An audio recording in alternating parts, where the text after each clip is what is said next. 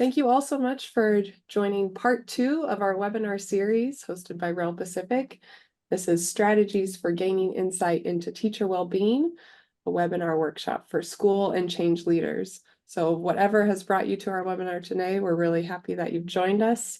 I know that we're joining from a wide range of time zones, from all the way on Palau side to the East Coast of the continental United States, which is about 8 a.m. or 7 a.m. to 6 p.m. So thank you all wherever you are for joining us. REL Pacific serves educators and school systems that are spread across the 5 million square miles of the Pacific Ocean, which includes the state of Hawaii, the territories of American Samoa, Guam, and the Commonwealth of the Northern Mariana Islands, and the island nations of the Federated States of Micronesia, Republic of the Marshall Islands, and the Republic of Palau. So we're really appreciative of our partners who have joined us from the Pacific region today also. REL Pacific works in collaboration with partnerships on addressing education systems' high leverage needs through things like training and coaching, applied research, and dissemination products and events. And an event that we do is a webinar like this one. So thank you all for joining one of our events today. A couple of Zoom housekeeping reminders. Please stay muted just in case that there's background noise. We have a phone number here to call if you have audio issues. Also, please feel free to message us in the chat. Tracy Krall is our webinar facilitator, and Betsy is also available to help on the side. You can look for the flashing orange notification to access the chat there. If you would like, closed captions are available and generated by Zoom. Just click on the CC down at the bottom of your screen. And this webinar is being recorded so that we can make it publicly available and post it on YouTube in the weeks following this event. All of the resources shared here today, including the slides, the handouts, the recording, and also a summary of the webinar and the Q&A, will be posted on the event page afterwards. I would now like to introduce our presenters for today. Our two presenters are Dr. Dale Lewis and Dr. Sinton Soalablai. Dr. Lewis is the Vice President of Large Programs at McREL. He has served previously in leadership roles for REL Pacific and also the Comprehensive Center programs. He has extensive experience guiding and leading others in the application of the concerns-based adoption model, which is the topic of our webinar today, which supports the diffusion and implementation of new educational programs and initiatives. Dr. Soalablai is a regional advisor for McREL. He is based in Palau, and he serves as the REL Pacific lead for the Palau Partnership to support teacher effectiveness.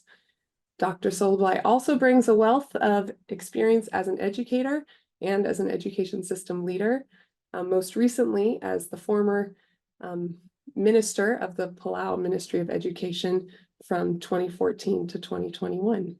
So welcome, Dale and Sinton. Thank you for being our presenters today. And I will pass it off to you, Sinton. Thank you, Katie. Oh, I see the objectives right there. Yeah. All right, These are our learning objectives. There are 3 of them. For today, we're going to learn more about the 2 practitioner-friendly diagnostic tools to gather information from teachers about implementing education initiatives, programs, and practices. And then we will be interpreting examples of data collected with the diagnostic tools. And then we will discuss how those data can be used to strengthen implementation of education innovations, practices, and programs that foster teacher well-being. This webinar, we're scheduled for 1 hour, and it's an interactive session.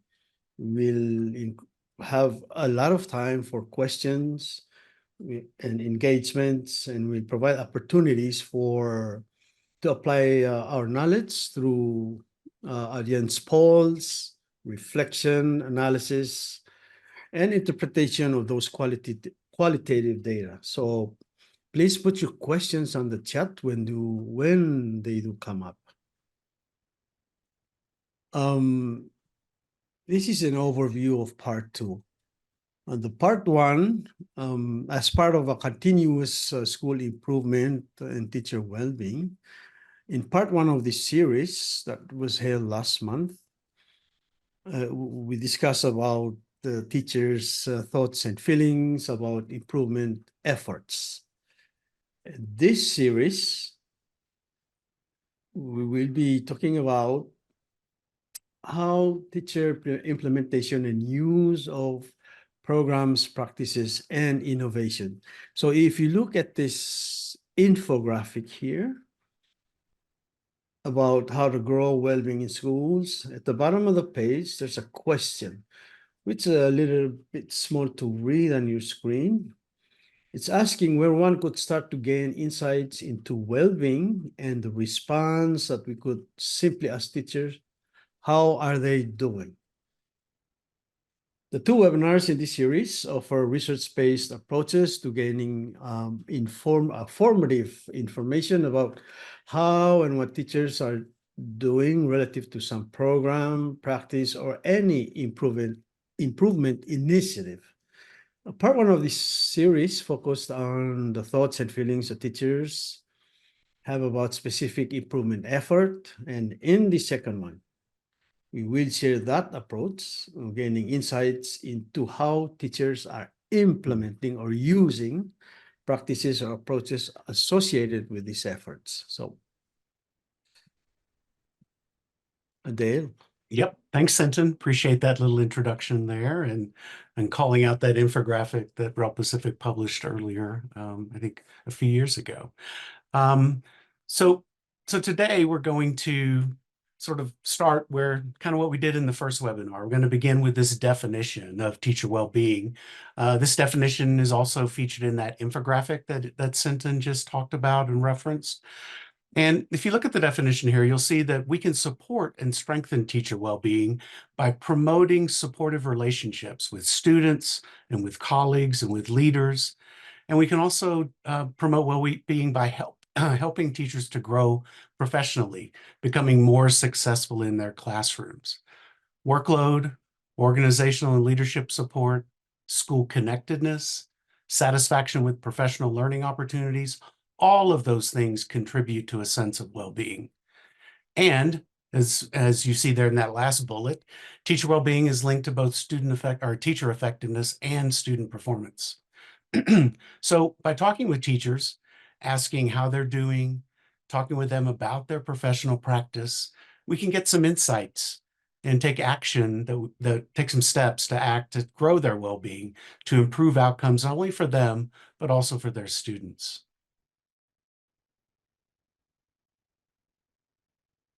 So let's look at this illustration of a bridge that we also shared during our first part of this webinar series. This bridge represents the change process. I'm going to try to use this little pointer here to talk through it. So on the left side, you see here that after adopting some new policy, program, or practice, schools and districts are often under quite a bit of pressure to produce quick, positive changes that result in these student outcomes that we see on the right side of the bridge. But we know, however, that change takes time, right? It's not likely to occur in this one giant leap that you see in this illustration. Change is a process.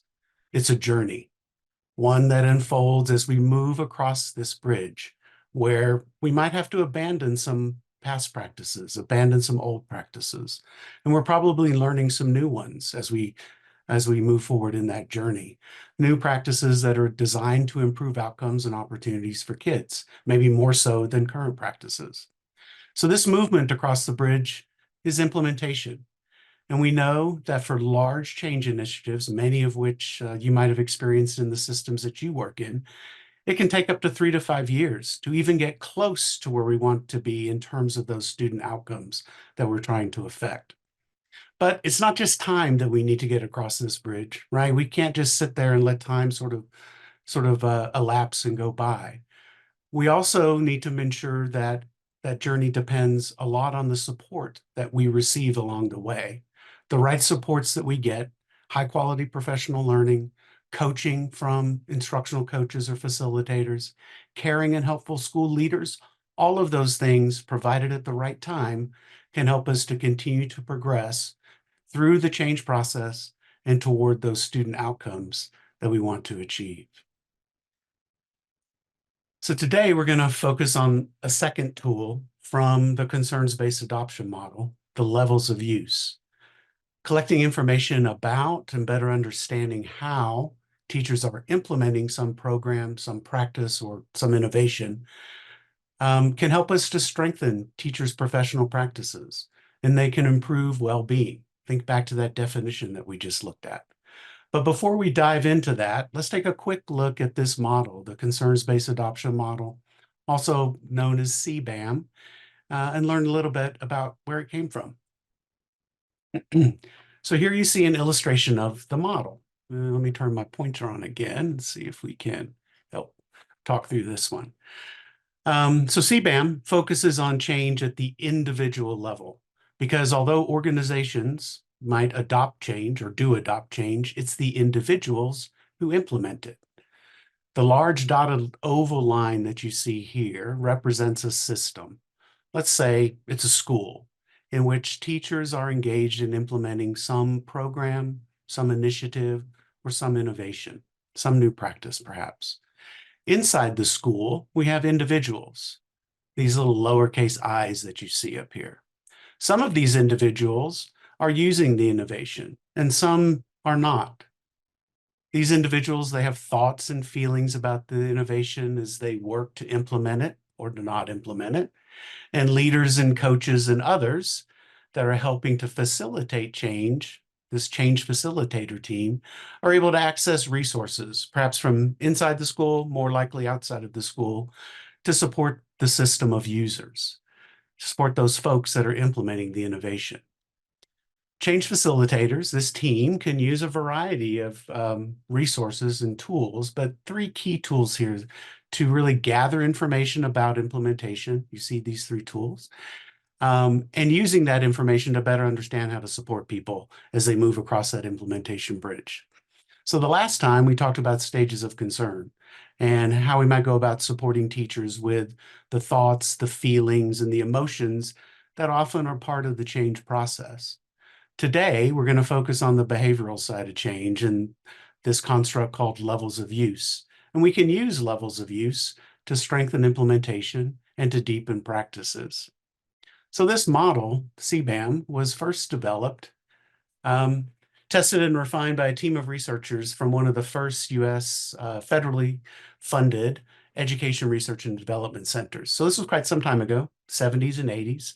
And their work was really focused on studying the change process and studying implementation of changes in schools and also in universities.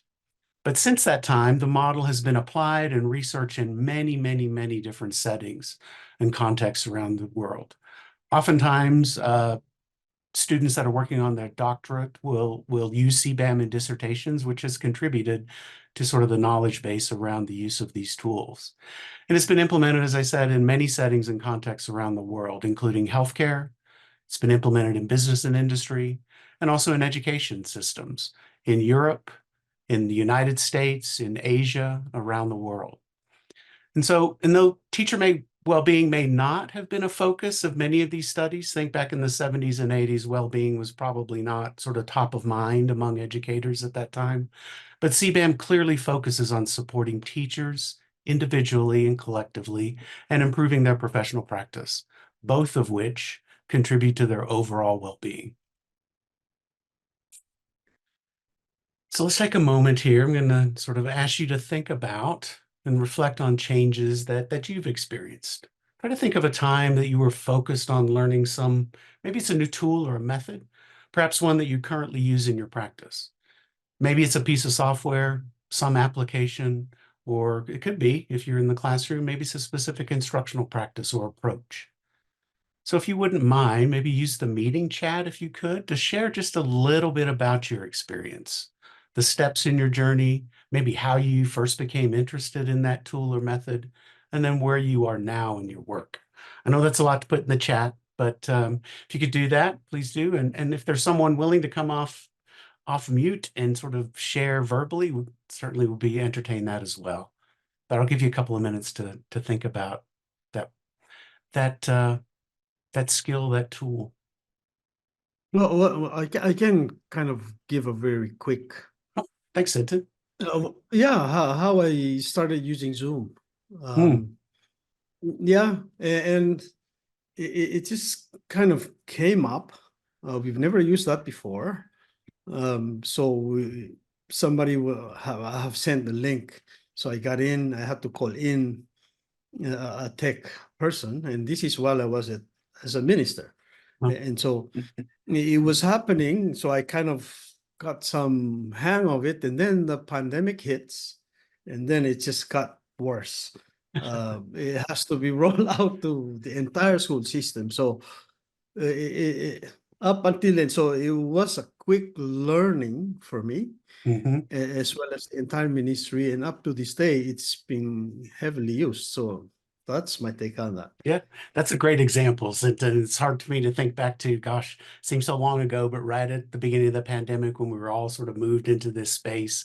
And so you talked a little bit about, maybe, certainly calling in help because it was awkward perhaps, and you were kind of maybe not sort of fluid in your use of Zoom at that time. How are you now with Zoom? Do you feel pretty confident and competent with Zoom? Yeah, I think I can manage now much better than before. Great. Thank That's you. great. Yeah, I think we've Yeah. all become much more accustomed to sort of working in this kind of space. I see in the chat that Deborah maybe wants to come off mute and share a bit of an example about a change that she's trying to implement. Deborah? Yeah, thank you. So yeah, actually, I've really enjoyed. I actually had to go back and listen to the recording, but anyway, so back in 2020, I did this course through the Earth Charter with the United Nations about education for sustainable development and the Earth Charter. And so that was a learning process for me. So my thing is that, like, if you're trying to help bring about that change, so I've been trying to talk about how we can shift education more towards sustainability and in embracing the Earth Charter, which is it's a UN-backed created document of values that underlie the Sustainable Development Goals. So I keep trying to bring that change into the conversation. And so that's where I'm trying to see from this information that you guys are sharing, like, when you're one person on the island and you're trying to help bring about these changes, and you have the whole education system, and I work at the college, trying to get those conversations going about not just a course in sustainability in the schools, but that should be like an underlying foundation of what we're teaching and why we're teaching what we're teaching. So it's just been slowly, but it is difficult because, you're at, like, if I'm at the leading part of it, right, and trying to get those conversations going. So what I've been doing is I have been able to get it into some of the courses that I teach. And in some of the training that I do, the project-based learning that I do with other educators on Guam. But I'm hoping that you can also, this will help me to gain a little bit more insight in how I can bring those conversations forward so that there is that support at the leadership level, to help make these changes. Yeah, so you're very much, Deborah, on the sort of the front end of that change process with trying to sort of get an idea kind of out into that space. And it sounds like you're taking steps, sort of sharing information and gradually beginning to, get that introduced in different spaces. Love to talk with you sort of offline if you want to connect with me at another time. I'm happy to chat with you more about that. But it sounds like you're definitely, taking those initial steps with getting information out to people and perhaps creating sort of interest and curiosity around that so that they might adopt change. And so we'll see. Hopefully some of the information today will be helpful to you in thinking about how we might sort of move people through that change process in adopting some new program. So thanks for sharing. All right. So implementing change initially, right? So when we start to do something new, as Sinton mentioned, sometimes it's awkward, right? It's the use is disjointed at the beginning. Sometimes we need to involve others and share and learn with them. But so it's great little reflections there on sort of beginning to implement something new or trying to engage in the change process yourselves. So let's talk about this levels of use. I'm going to introduce sort of that construct to you now, and handout one, which I think should be in the chat. If it's not already, it's going to be coming. There it is. Provides descriptions of each of the levels of use, sort of general descriptions. And in the references that you'll receive as part of the PowerPoint slides, there's links to additional information, a manual around levels of use that you can download. It's freely available. And so I have that for you there as well. But the handout you have provides descriptions. It also includes example statements that you might hear from someone that's describing behaviors at each of these levels of use that I'll talk through in a second. So this diagram that you see on the slide on the left, there are 3 levels of non-use that you see there.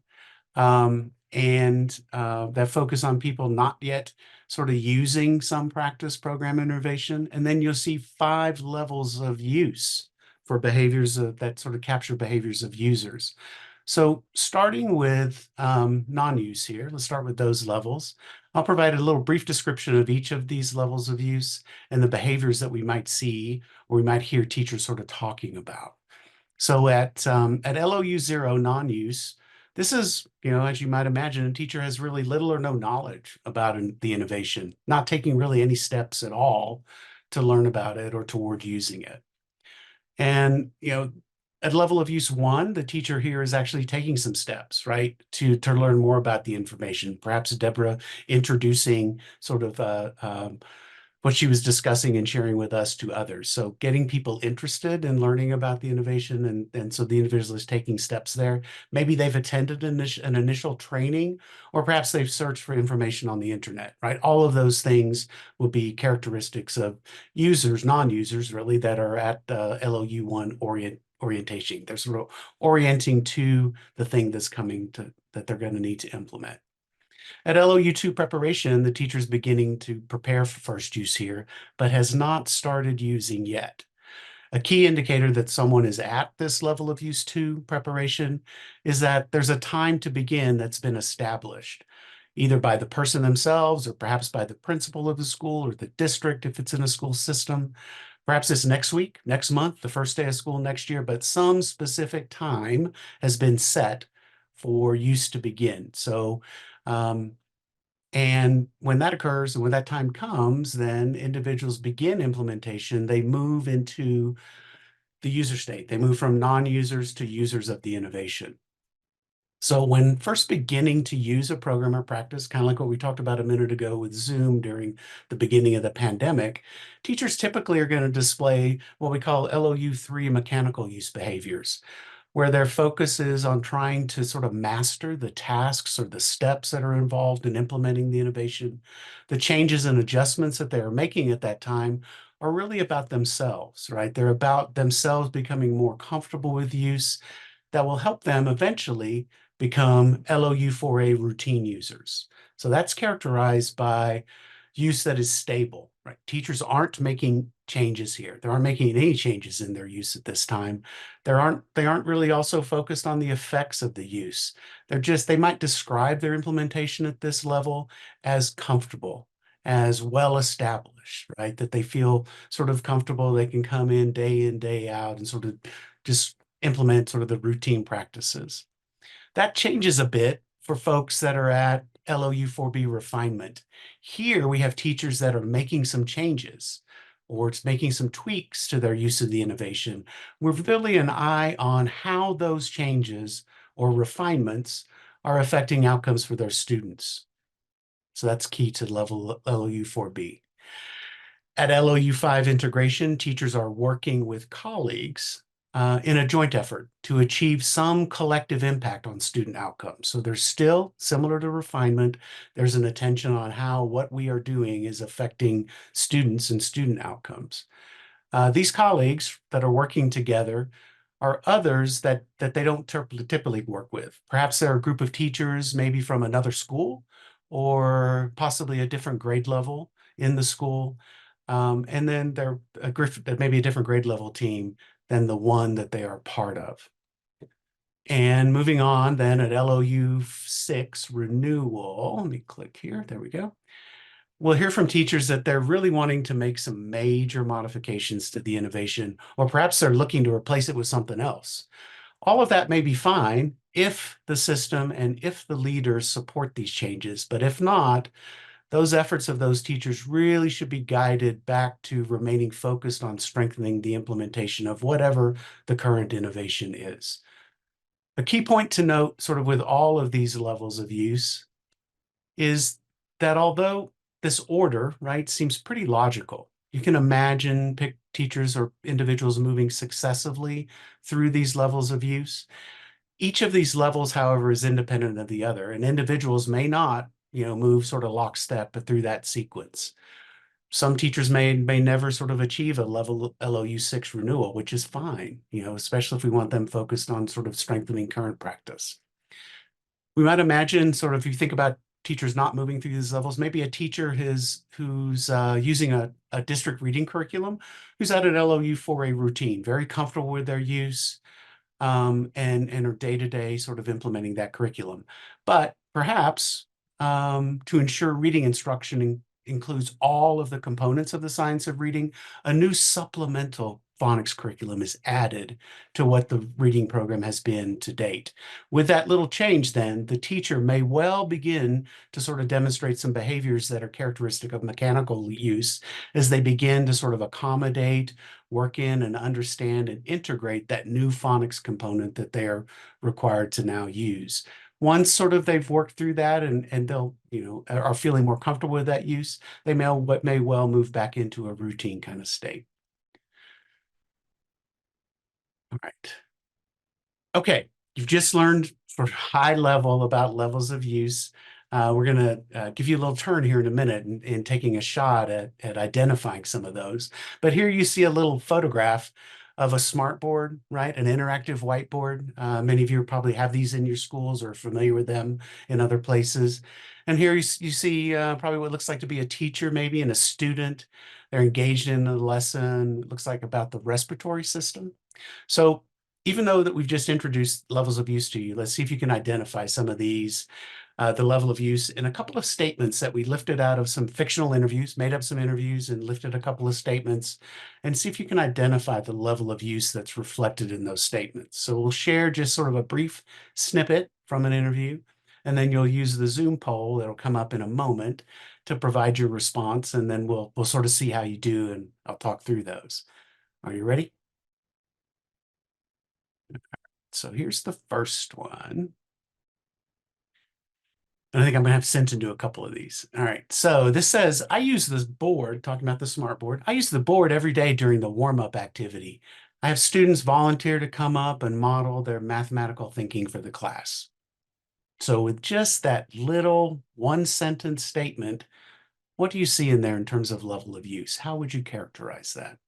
We'll give you a few seconds here to respond. Gosh, we have 31 people here. That's great.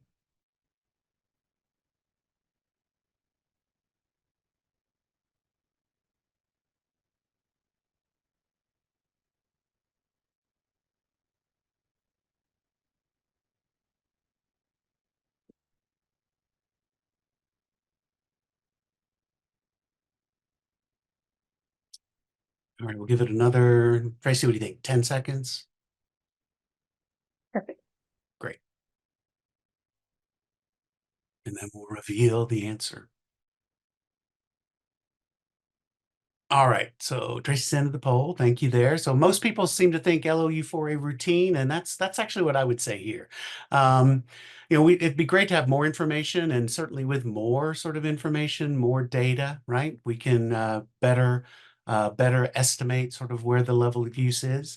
I could see mechanical use. I'm not sure I'm seeing sort of any kind of disjointed use there. It seems like they're pretty comfortable. This teacher's using it kind of every day. Integration, if they were sort of using it every day and perhaps they're working with teachers, in another school at another grade level, to use the smartboard in this way and that they're talking about it, then that might be integration. But with what we just have here currently in this one little statement, I would say that that's more characteristic of LOU 4A routine. So good job to the more than half of you that responded to that one and got that correct.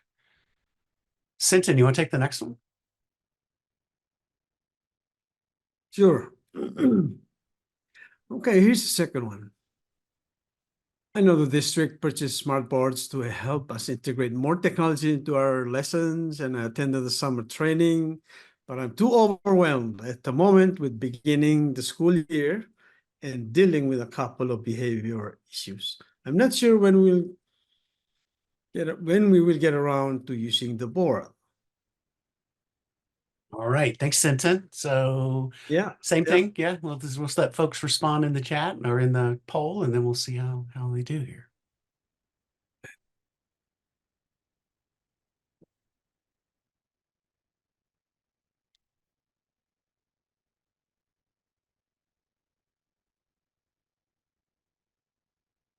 This one's maybe a bit tougher.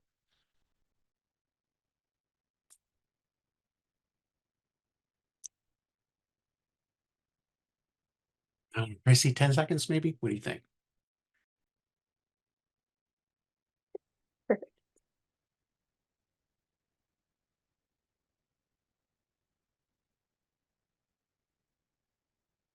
All right, so majority of folks feel that this is LOU 0 non-use. Let's see what we said here. So I called this LOU 1 orientation, and it's okay to sort of be, we just have a little bit of information here, and so if we were to actually engage in an interview with these teachers, we have a lot more information and detail to help us decide.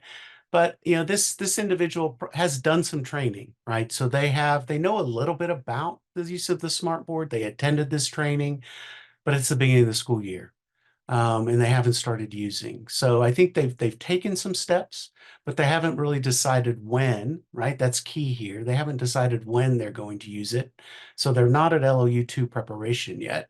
And apparently, we don't know for sure. We'd have to ask, but apparently no one has said that teachers should be using the smartboard, that there's an expectation that people are using them. So probably not LOU 2 preparation, not non-use, because they have actually begun, taking some steps or have taken some steps previously, pretty recently, apparently, to learn about the board. They're not yet as a user, so they wouldn't be at a mechanical use yet. I would imagine as soon as they start using, though, there'll be some, awkwardness in terms of how to use the smartboard. There may be a steeper learning curve there. So, all right. Good job with those. And Sinton, one more. You want to do this last one too? Yeah. I recently began letting the students interact more with the board to lead specific parts of the lesson.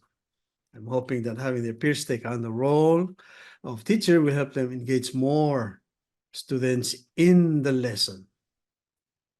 Great. All right. There we go. So we have the poll up now. So same procedure. What do you think that level of use is? What's reflected there?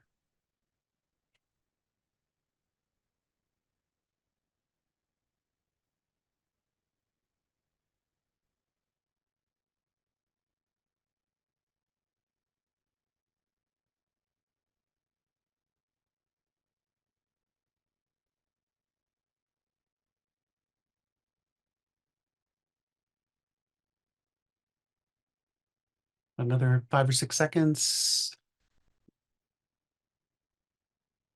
Again, a good bit of variety on this one. All right, great. So most folks, LOU 4B refinement. Let's see what we call this one. S, LOU 4B refinement. So this individual, right, is kind of experimenting here. If you got a sense that this individual is experimenting, then you're on the right track, and certainly thinking sort of in that space of refinement behaviors. They're making some changes, and they're hoping that change that they made recently is going to increase student engagement, a student outcome, if you will. So that experimentation, that sort of adjustment, and then looking at effects on students is an example of LOU 4B refinement. Again, if they were integrating, they might be working with others. We don't know yet about that. Perhaps we ask a little bit later in the interview about that. And they're a little bit beyond routine because they are sort of experimenting, and they are focusing on, what is this smart board? What is the smart board doing, or how is it helping perhaps to engage more kids? Great. All right. So good job with those. We'll have another opportunity in a minute to sort of think about these levels of use and to identify level of use in a little interview that we're going to demonstrate. So how do we get more information about levels of use that can guide our efforts? We just got these little snippet statements a few minutes ago. How will that information help us strengthen professional practices and foster well-being? So as you think about it, and you think about sort of this notion of level of use, any ideas out there? You can drop these in the chat, just a quick word, a couple of a phrase or something. What are some ways that we could assess how teachers are using or not using some program? What are some things that we could do? How do we know?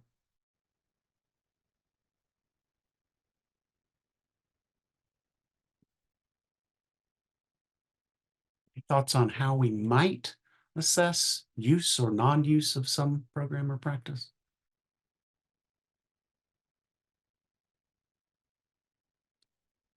One thing we could do is we could observe teachers, right? We could sit in the classroom. We could observe how they're engaging with a smartboard, if using that example, right? See what's going on in their classrooms. That's right, Deborah. We could talk with them, right? We could ask them, we could interview them. Problem with observations is that takes a good bit of time, right? You might have to see a whole lesson. You might have to see that across a number of teachers. So that's pretty labor intensive.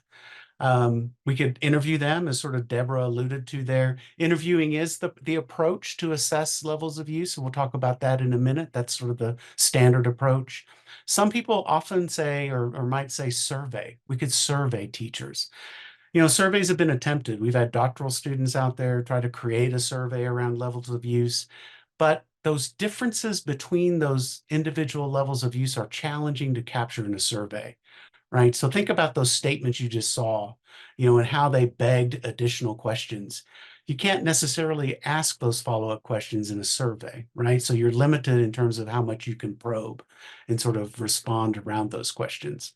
So people and people responding to surveys, as we know, may respond in the way they think they want that we want them to respond. They may respond in a socially desirable way. And so it's harder, as I mentioned, it's also harder to probe for those additional details. So less formal conversations, Deborah. Yep. And we're going to demonstrate that here in just a minute. So CBAM researchers, right, those original researchers described two similar methods really, for assessing levels of use. The informal branching interview format that we're going to share and demonstrate here in just a moment.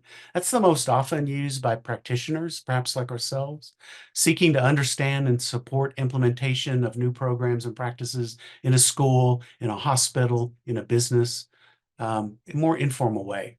There is a formal sort of focused interview protocol that's really reserved for research and evaluation studies, much more intensive.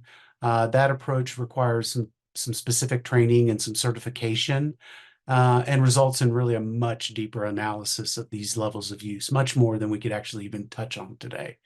But each of these two methods, the branching interview or the focused interview, yields data that informs actions. So it yields some data here. Let me click through the graphic.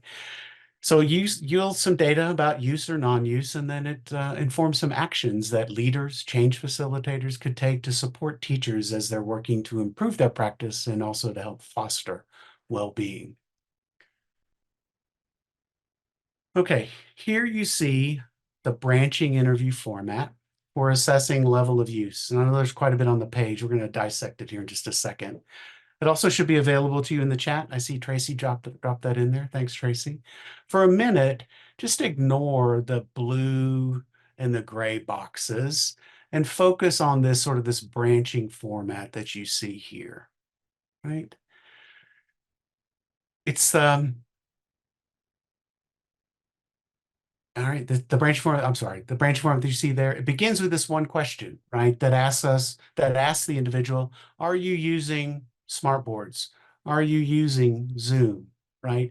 And depending upon the response we get to that initial question, we'll move either down the non-user side of the branch, or we'll follow this sort of user path and exploring that with this individual. And the questions that follow here, and you see these questions in these sort of what boxes here, they serve as decision points. The questions and those responses will help us decide and how to guide our movement through the specific branches that ultimately will help us determine one's level of use.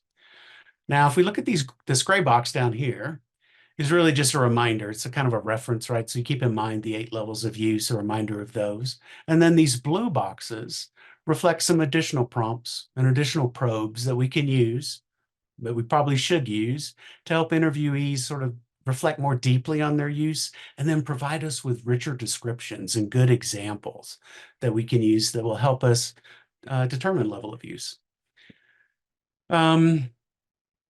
So those additional questions, right, much more detail can come there. More evidence, they'll produce more evidence for us to determine LOU and give us much more detail than we saw in those little single statements that we practiced with a couple minutes ago.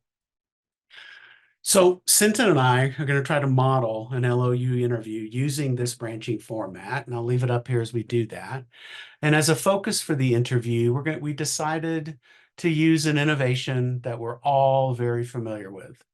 And it's actually one that we're using right now to share this information, and that is Microsoft PowerPoint, right? Everybody's familiar with sort of PowerPoint slides and perhaps the different sort of features that might be available there. So Sinton is going to play the role of an elementary teacher, and I'll be the grade level administrator who's really wanting to gather information about how teachers are using PowerPoint in their classrooms. Maybe I'm going to use that information to, plan a differentiated in-service for teachers that can help them grow in their use of PowerPoint, that maybe makes PowerPoint slides and that process a little more engaging for kids. It's always good when we start these interviews, though, to establish a bit of rapport. So we're going to start there. Sinton, are you ready? Oh yeah. And I'll Yeah. use my little pointer here to kind of guide us through so you can kind of see where we're at. So Sinton, thanks for taking a little bit of time today. I know it's your planning period, and I appreciate you taking 5 or 10 minutes here to talk with me a little bit about how you're using PowerPoint or whether you're using PowerPoint in your classroom. And so again, thanks for the time, and I appreciate it. But so can I just start by asking you, Sinton, do you use PowerPoint in your classroom with students? Oh yes, I've been using the PowerPoint in my 5th grade class. Great. Can you tell me a little bit about that? Can you tell me maybe how you're using PowerPoint? Well, for presenting my lessons, I find it much more easier to do it than to use the whiteboard or anything else. So I do a lot of prep using the whiteboard. Besides, the students are more, no, sorry, not the PowerPoint. The students are more interested in that because I can do much more using the PowerPoint than just using the whiteboard.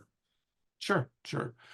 So that's maybe an example of a strength of the use of PowerPoint. And are there other examples of strengths that you think about in using PowerPoint? Well, to have more students interact to the PowerPoint, even though I kind of started struggling with because the 5th grade is like the really struggling grade level. So I had to put some animations and video clips. So I struggled with that a little bit. So I had to ask other teachers who's been using the tool for that. Great. And how are you feeling now, sort of with the animations? Are you feeling pretty good about using those and pretty comfortable? Not really, not yet. Okay. Because these kids at the 5th grade, they're kind of way ahead of me. So. Okay. So let me go back to PowerPoint again. We talked about the strengths of PowerPoint. What do you see as weaknesses of PowerPoint? Well, when the power goes off, which is kind of normal this part of the world, but it's the prep. I think it takes so much prep to do that. Sure. almost on a daily basis. So I find that kind of challenging. Yeah, yeah, I could see that. Yeah, the prep takes a good bit of time. Any other weaknesses or strengths you can think of with respect to PowerPoint Well, use? well, I guess it's the learning to have it more useful. I know some of the teachers in the schools are doing much better job when I do quick observation in their classroom. They do Okay. much better job than I would do. So those Okay. are the skills I have yet to learn. Great, great. So you're talking about learning new skills. Are you making any changes in how you're using PowerPoint right now? Yeah, slowly getting there. Can you tell me a little bit about those changes that you're making? What kind of things are you doing differently? Well, those changes I can do is have more student involvement. I think Okay. I would like to do that. Have them do their PowerPoint presentation. I think that would be great. And knowing them at 5th grade, they can do pretty much better job than I would. Great, great. So you're also then having students use the PowerPoint. So it's not just you using it, but you're also having your students sort of engage in using PowerPoint, maybe to develop presentations as well. Yeah, yeah. Okay, Because okay. part of the curriculum is to use the technology. Great. What a better way to have students more involved and be part of that process. So thinking about students' use of PowerPoint or your own use, have you ever gotten any feedback from students on, that affected your use of PowerPoint? Oh, absolutely, every day. When well, when we get them involved in that process, oh, they love this technology, and they, you know, it get to the point that I'm also learning a lot from them. Okay. But there are guidelines of how much they can use and how much time spent in the class for that use. Great. So the things that you're learning from students, what do you do with that information? Or how do you use it? Well, I like to share those information with my colleagues of what the students are doing Okay. that I didn't know. Yeah. So you're talking with other colleagues. I think you mentioned that earlier, Sinton, but you're talking with other colleagues also about the use of PowerPoint? Oh, yeah, absolutely. What are they learning from their students? Have they used this tool in this way? What can we learn from the students? A lot of Great. questions. Yeah. Great. So really learning from students and then using that information or using it sort of to improve how you're using PowerPoint and with your kids, with your students, taking that Yes, information. it Okay. makes me, yeah, it Great. makes me much better. Great. Tool. What about talk to me a little bit about whether are you considering making any major changes in how you're using PowerPoint at this point in time? Things that you would say are major changes, or perhaps are you thinking about trying something different other than PowerPoint? No, I think for now I'm going to stick with what I know now. It's took so much time to learn this tool, and I'm getting so much better at it. So I'm happy where I am. Okay. So, and I want to go back real quick, ask one more question about other teachers. And so your conversations with other teachers, you talked about maybe sharing ideas, you get ideas from them that you bring back. Are there other things that you talk about with the teachers around PowerPoint use, or is it really sort of about getting ideas that you can apply in your classroom? Well, not necessarily all the teachers, but I know there's one specific teacher who skill level is really up there, and that's the one I've always been approaching to get some ideas of how I can best use this tool. Yeah. Okay. Okay. Really, so it's really sort of to get some ideas to kind of help you kind of strengthen your Yeah. use then. Okay, great. Yeah.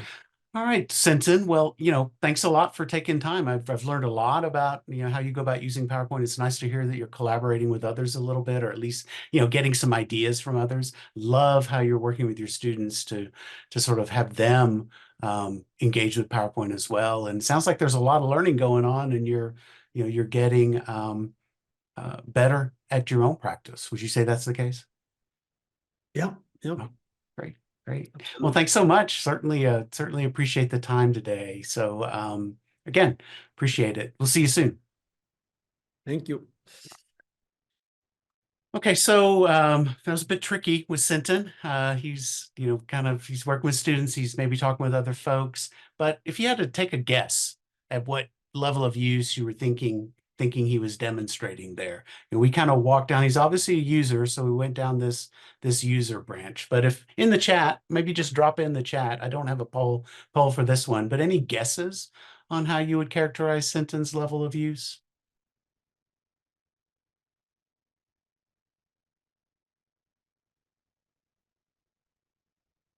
Deborah says renewal. I did ask that renewal question, Deborah. I asked him if he was thinking about making major modifications to his use of PowerPoint, or perhaps considering something new. And he didn't indicate that he was. So I don't think he's quite yet at renewal. He may certainly, Marcy, be at integration. And so there was a question in my mind as to whether or not, if I'd had maybe a little bit more time, I'm trying to keep an eye on the clock, I might ask a little bit more about working with other teachers. It wasn't clear to me whether that conversation was about bettering the impact for students in the use of PowerPoint, in his use of PowerPoint, or whether he's just sort of getting ideas to kind of refine his own use. He said he was using animation, right? So he's definitely doing some refinement kinds of behaviors. He's exploring sort of other features with PowerPoint. So I might, if I were to take a stab at this, maybe with another 5 minutes, I'd have a better guess. But I would say that Sinton is probably an LOU 4B user. There's a question in my mind in terms of how routine he is. He talked about needing help sort of using PowerPoint, but it sounds like he's using that help really to help him generate some more ideas and to refine his own practice. So that's what I would sort of characterize him as. Sinton, were you sort of playing a refinement user there? Yeah. Okay. It's kind of slow. I'm kind of slow, so I don't want to move any further than that. Just get better at this first. There you go. That's great. Great. Yeah. All right. Thanks again, Sinton. Thanks for that. So that gives you sort of a sense then of how the interview sort of might take place. And, if you get sort of skilled at that, you can do those in, 5 or 10 minutes. It's a fairly quick conversation.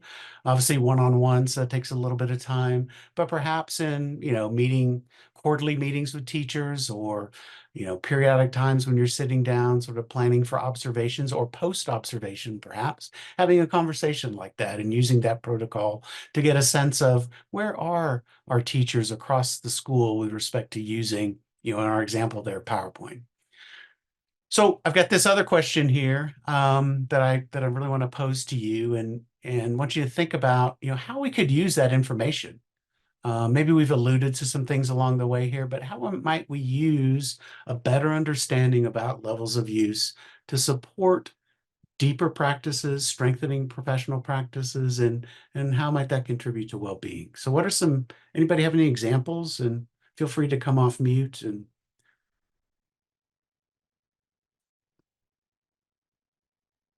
I would say it would just provide a lot of insight into what more may be needed and where they might need help. Like if they aren't even really interested in how are they going to use it, or not necessarily interested, but don't feel that they can implement change, then having those conversations as well. Sure. But depending on where they're at, because that's going to help then what you need to address. Absolutely, right. That's right, Deborah. You want to align that support that you're going to provide, to where they are in terms of their level of use, right? So if, for example, if we've got a teacher at LOU 3 mechanical use, right, that they're struggling sort of with that implementation, maybe providing some additional professional learning, maybe sending a coach into their classroom, or having them go observe another user who's at a routine level might help them sort of grapple with more sort of routine use, more regular use of practices, and move from that mechanical space. Another example might be a learning community approach, or using a learning community approach where we could empower maybe a math department across grade level teachers who have comfort and confidence in their use of curriculum implementation. Maybe they're at a routine level. We might sort of engage them collectively in sort of LOU 4B refinement kinds of behaviors, and having them think about those where they're really seeking to sort of deepen their own practice. So kind of what like Sinton was describing, getting ideas from others and coming back and trying them out to see whether or not those adjustments or changes actually increase benefit or increase outcomes that students are experiencing. And then overall, we could just take stock of just the range of ways that teachers are using an innovation across the school. And if we have an understanding of that and good examples, we certainly could share those examples with teacher, which just may in and of themselves kind of prompt their own refinement. So really, as we're thinking about levels of use, supporting all teachers in establishing a routine level of use should be the initial goal, right? Getting them to feel comfortable, getting them past that mechanical stage, and getting them comfortable that implementing a new program or a practice. And then when they're at that LOU 4A sort of routine level and they're demonstrating that stable use, we can introduce some professional learning, maybe some coaching that might help foster some of those refinement behaviors that we want teachers to focus on as they think about how what they're doing is impacting student outcomes or student performance. So to strengthen that implementation. All right, so in closing here, we're kind of wrapping up right at the top of the hour. So hopefully if you have a little bit extra time and you have some questions, you can hang on here. But here are two tools, right, that we've discussed in this two-part series. We've just really scratched the surface on both of them, stages of concern and levels of use. Monitoring the stages of concern that we talked about last time simultaneously with levels of use provides information about what teachers are thinking and feeling, that's stages of concern, about some program and practice that they're implementing. And then levels of use gives us insights into how they're implementing. What are their behaviors, right? So leaders and other change facilitators can use sort of those data, if you will, those insights to inform their actions, to inform the steps they might take to work to support teachers as they kind of journey across that implementation bridge. So together, SOC and LOU can help leaders and change facilitators attend to both sort of the emotional and behavioral dimensions of change, which can help to foster improved well-being, right? Improve teacher efficacy and improve practice, improving their professional experiences, which ultimately should lead to better outcomes, not only for those teachers, but also for their students. All right, Katie, what do we have? Thanks so much, Dale and Sinton. We're almost at the top of the hour, but I'd really like to address some of the questions. If you have additional questions, please add them in the chat and we will be sure to answer them. So our first question is from Matthew, and this is in response to one of your earlier questions, Dale, about how do we assess teachers' levels of use, interviews, surveys. And the question is, could teachers do a self-assessment? Can we give them definitions of each level and then have them identify where they match? So Matthew, you certainly could do that. I suppose, if you're very confident in sort of the teachers being frank and honest sort of with those assessments, you might try that. But I think there's also, similar to a survey, there's a risk sort of there of teachers responding in a way that they think you want them to respond, right? They know they should be implementing. They want to be doing that well. They want to, like anybody wants to reflect sort of themselves positively in that space. So you could, I would caution against it. And I'm sure those original developers of CBAM, Gene Hall, who's still out there with us, I'm sure he would say, that's probably not what you should be doing. It's really the interview. But so hopefully that's helpful. Thanks. Our next question is from Roland. He's asking, how do you help those teachers who are burned out and not willing to try new innovations? Yeah, so Roland, that kind of goes back to that stages of concern topic the last time, right? So we want to hear about what are those concerns that teachers have, right? So if it is burned out, that requires, I mean, that's pretty specific in terms of burnout, right? And there's certainly some steps that we might take to help, people get a handle on burnout, and those start with conversations with them. So, I would start by expressing, some care, compassion around that individual who's demonstrating feelings of burned out. And having a conversation with them, but using sort of the stages of concern, perhaps, Roland, to guide that conversation. So thinking about those individual stages and where teachers might be burned out is they're probably squarely in a personal concern kind of state.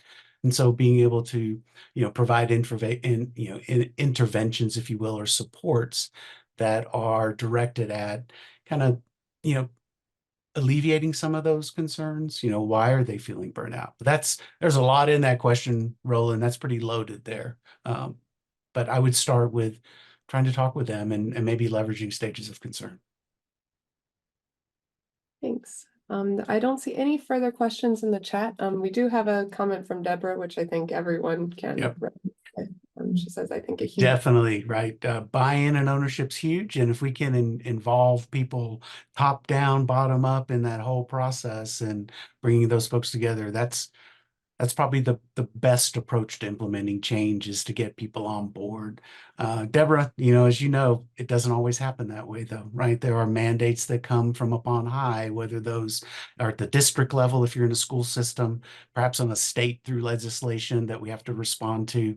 So sometimes things are imposed on us, but I agree, much better when folks are, side by side working together in that space.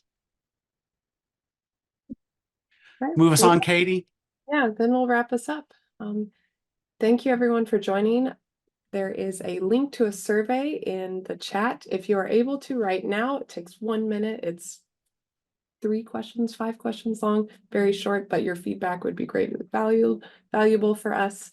The webinar recording, slides, handouts, summary, Q&A, transcript is all going to be posted on the event page website. All of those things also are in the process of being available for part 1. So you can look at these both as the series of part 1 and part 2.